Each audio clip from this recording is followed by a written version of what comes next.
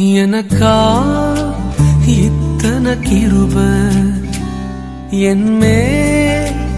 அளவற்ற கிருப எனக்கா இத்தனை கிருப என்மே அளவற்ற கிருப என்னை விட எத்தனை பேர் தகுதியாக இருந்தும் என்ன மட்டும் கிருப என்று தேடி வந்ததே என்னை விட எத்தனை பேர் தகுதியாக